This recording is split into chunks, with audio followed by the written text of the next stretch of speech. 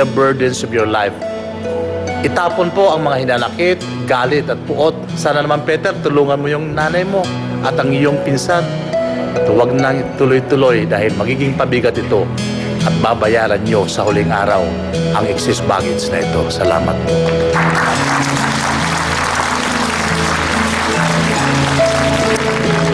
Maraming salamat sa ating pong trio tagapayo. Alam po ninyo, Ate Marites, kami po talaga'y naniniwala, gaya nga ng sinabi ni Doktora, na mabait po kayo. Mapagmahal din po kayo.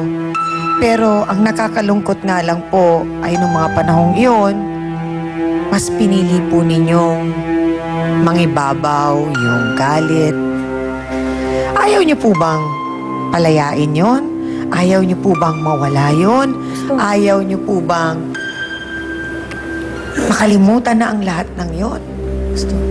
Gusto po ninyo. Kasi ikaw lang, Ate Marites, ang magpapalaya sa sarili mo.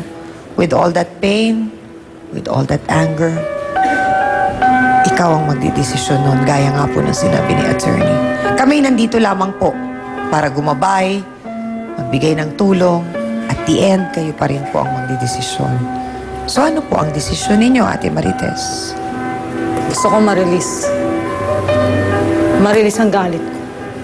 Ma-release ang sama ng loob ko. Matagal na. Ang bigat eh.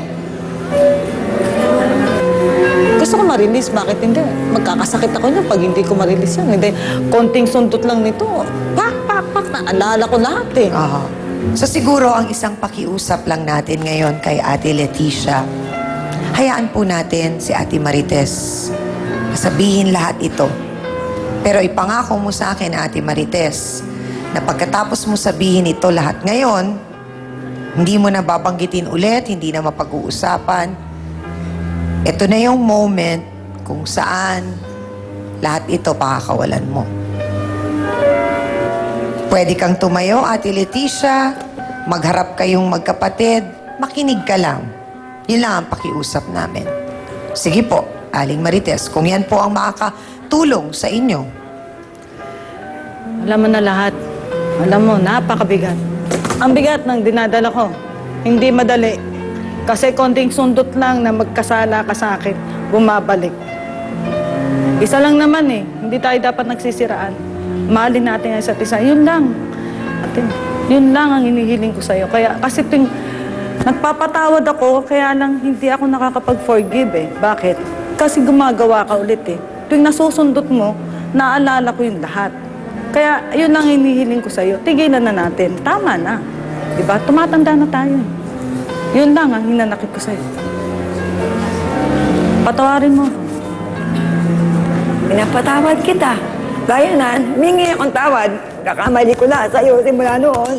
Di mo ko naintindihan. Sorry.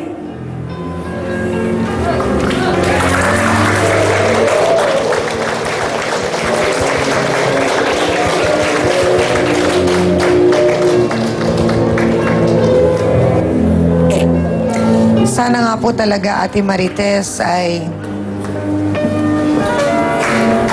na-release nyo na lahat. I pray. At yun po ang pagdadasal namin. Thank you.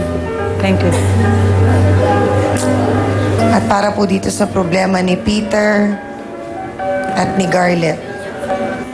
Peter, alam mo na ikaw ang mas nakakatanda.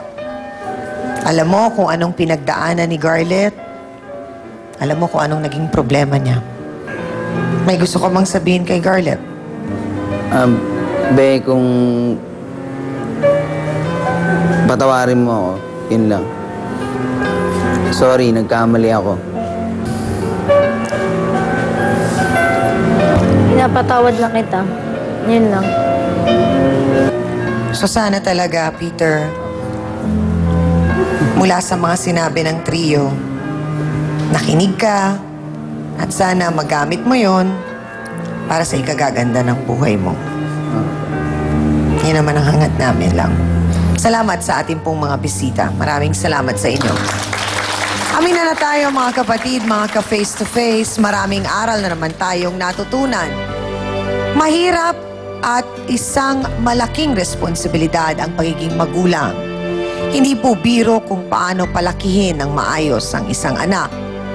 Ang ating supling ay parang mga punla kung saan tayo ang magtatanim, magdidilig at magpapalaki upang sila'y mamunga ng masagana.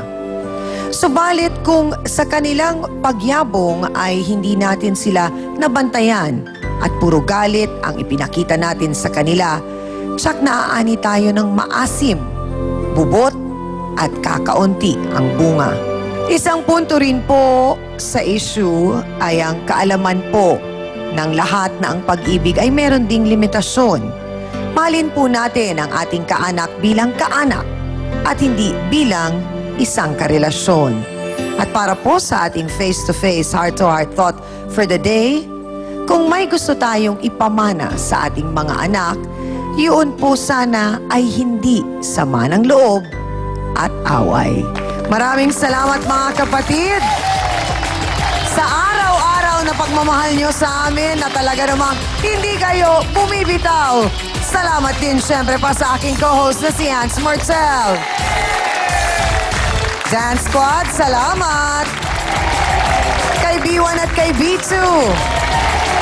At salamat din sa ating trio tagapayo, ang ating mga sausawero at sausawera, at ang mga bisita natin pong nagbahagi ng kanilang kwento at nagtiwala po sa ating programa.